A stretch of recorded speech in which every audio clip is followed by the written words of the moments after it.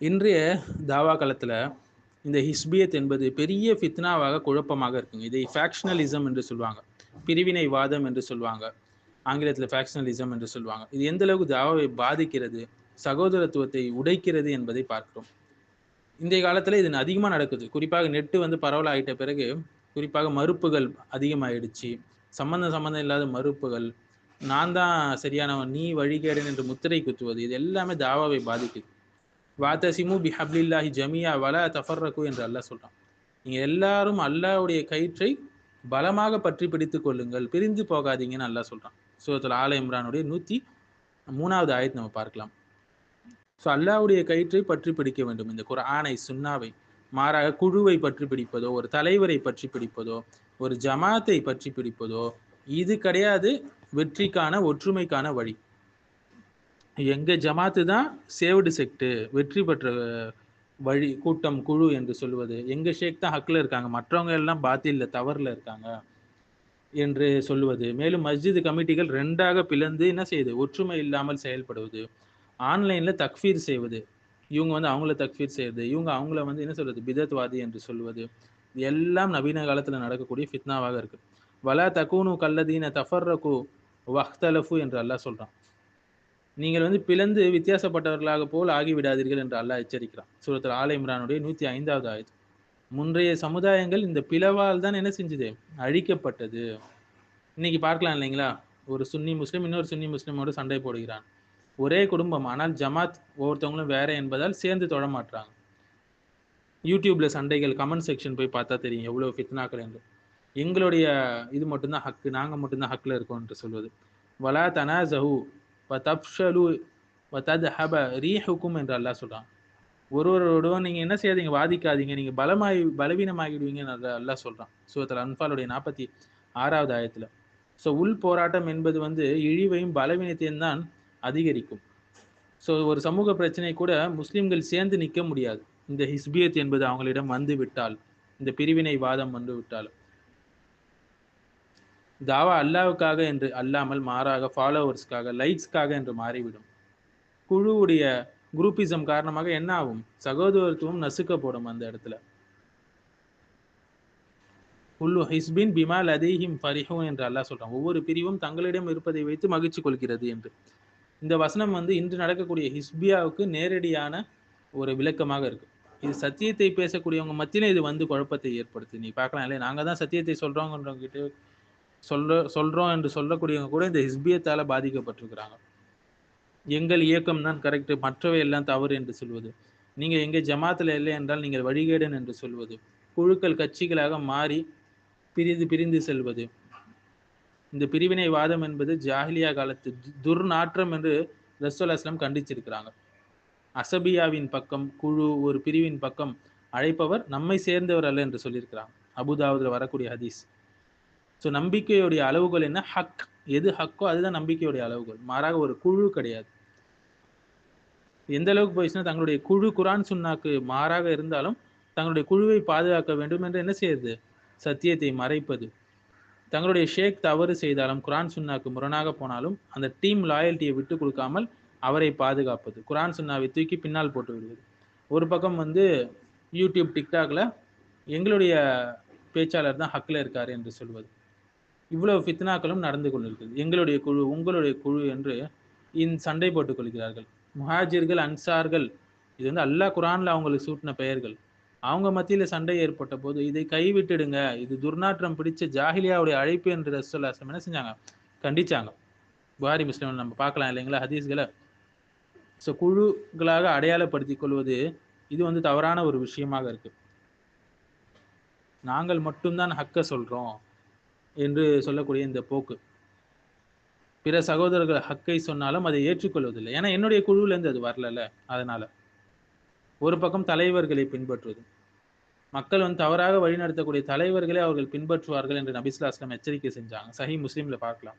இன்னைக்கு ஷேக் வர்ஷிப் நடக்குது இல்லைங்களா, தன்னுடைய ஷேக்கை கண்மூடித்தனமாக பின்பற்றக்கூடியவர்கள், இன்ஃப்ளூயன்சர் வர்ஷிப். ஆதாரத்தை காட்டிலும் என்ன செய்யறாங்க, பர்சனல் பிராண்டை தான் எல்லாரும் பின்பற்றுறாங்க.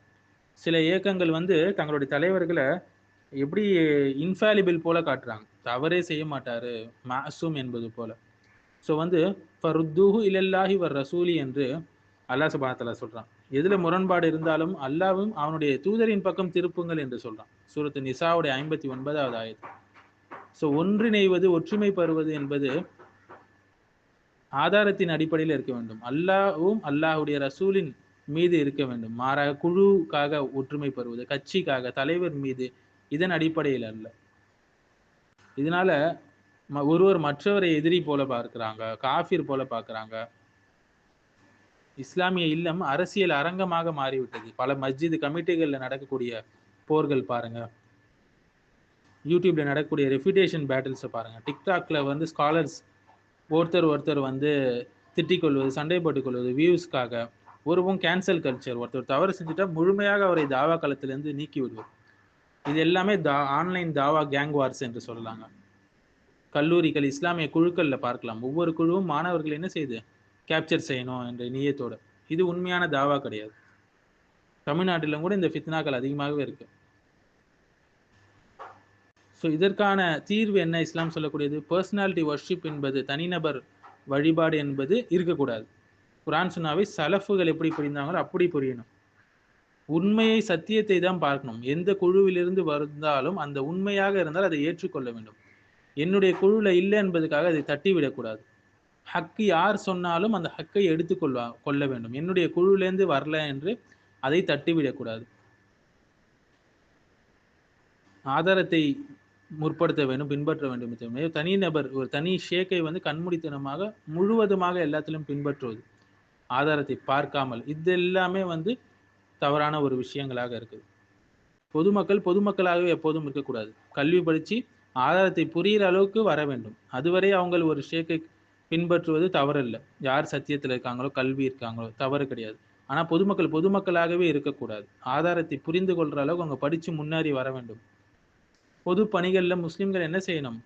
அவங்க வந்து ஒன்றிணையணும். பெரும்பாலான ஹிஸ்பியத் என்ற இந்த நோய் வரக்கூடிய காரணம் என்ன? உள்ளத்தை தூய்மைப்படுத்தாமல் போவது, உள்ளத்தில் இருக்கக்கூடிய அகம்பாவம். இதை விட்டு நீங்குவதற்கு அல்லாஹ்விடம் துவா செய்ய வேண்டும். நம்மளான முயற்சிகளை எடுத்து செய்ய வேண்டும். அனைத்தும் அல்லாஹ்வுக்காக செய்யணும். இக்லாஸாக செய்ய ஆரம்பிச்சாங்கன்னா குரூப்போடைய நேம் அதற்கு முன்னுரிமை கொடுப்பதை யாரும் விரும்ப மாட்டாங்க. இஸ்லாம் வந்ததே முஸ்லிம்களுடைய இதயத்தை ஒன்றாக்கதாங்க. ஒரு குழுவையோ, ஒரு ஃபேக்ஷனையோ, ஒரு ஜமாத்தையோ, ஒரு கேங்கையோ உருவாக்கல்ல. ஸோ ஹிஸ்பியத் என்பது வந்து மார்க்கத்தை அரசியல் ஆட்டமாக மாற்றுகிறது. குர்ஆன் அனைத்து பிரிவினைவாதத்தையும் கடுமையாக கண்டிக்குது. நபி ஸல்லல்லாஹு அலைஹி வஸல்லம் அதை துர்நாற்றம் பிடித்த ஜாஹிலியாவுடைய அழைப்பு என்று சொல்லியிருக்கிறாங்க. ஸோ நம்மளுடைய ஒற்றுமை என்பது சத்தியத்தின் மீதும் அக்கீதாவின் மீதும், சரியான அக்கீதாவின் மீதும் இருக்க வேண்டுமே தவிர நாம் உயர்த்தி கொள்ளணும், மற்றவனை இழிவுபடுத்தணும், தாழ்வுபடுத்தணும், என்னுடைய குழுவின் மீது தான் எல்லாரும் ஒற்றுமை பெறணும் என்று ஒருத்தவங்க நினைக்கிறாங்கன்னா அப்போதே அவர்களுக்கு என்ன ஆகும்? அவங்களோட அழைப்புல பரக்கத்து இருக்காது. அவங்களுக்கு மத்தியில பிளவு ஏற்படும். சத்தியம் வந்து மக்களுக்கு கொண்டு போய் சேர்க்க முடியாது. ஸோ இந்த ஹிஸ்பியத் போக்க நம்ம ஒரு எடுத்துக்காட்டோடு புரிந்து கொள்ளணும் என்று சொன்னா, ஒரு டக்குன்னு புரிஞ்சு கொள்ளணும் என்று சொன்னால், இது அதிகமாக வெளிப்படக்கூடிய இடம் என்று பார்த்தால் எஸ்பப்ஸ் என்று சொல்லக்கூடிய தாவா குழு நம்ம பார்க்கலாம். இந்த ஹிஸ்பியத்தை நல்லா வளர்த்து விட்டது யாருன்னு பார்த்தீங்கன்னா அவங்க தான். சத்தியத்தை பேசக்கூடிய சகோதரர் மத்தியில் அவ்வளவு பிளவுகள். இன்னும் நிறைய கூட்டத்துக்கிட்டே இந்த ஹிஸ்பியத் இருக்குது, இந்த தாயிஃபியத் இருக்குது, செக்டேரியனிசம். ஆனால் அதிகமாக காணப்படுவது இந்த கூட்டத்தில் எஸ்பப்ஸ் என்று சொல்லக்கூடிய ஒரு 4 ஷேக்கை வச்சுக்கொண்டு எங்கள் ஷேக் தான் அக்கில் இருக்கிறாங்க, மற்றவங்க எல்லாம் பாத்தியில் இருக்கிறாங்க, சத்தியம்னா எங்ககிட்டேருந்து தான் வரணும், மற்றவங்க கிட்டே இருந்தால் ஏற்றுக்க மாட்டோம் என்று சொல்லக்கூடியது. இவங்க அதிகமாக இந்த ஃபித்னாவை கிளப்பி கொண்டிருந்தார்கள் இல்லைங்களா? இன்னும் நிறைய பேர் இந்த ஃபித்னாவை கிளப்புகிறார்கள், எங்களுடைய ஜமாத் என்று, ஜம்மியத் என்று. ஸோ அதை நம்ம வந்து டக்குன்னு புரிஞ்சு கொள்ளணும்னா இந்த கூட்டத்தை எடுத்துக்கொண்டா புரிஞ்சு கொள்ள முடியும். அல்லாஹ் அவர்களுக்கு ஹிதாயத் தருவானாக. ஸோ நம்ம பண்ண வேண்டியது அல்லாஹ்வுடைய கயிற்றை பலமாக பற்றி பிடிக்க வேண்டும். குழு பெயர்களால் நம்ம வந்து பிளவுபடக்கூடாது. குர்ஆன் சுன்னா மூலமாக தான் நாம் ஒன்றாக இணைய வேண்டும். முந்தைய சமுதாயங்கள் போல் பிளவுபட்டு நாம் அழிந்து விடக்கூடாது.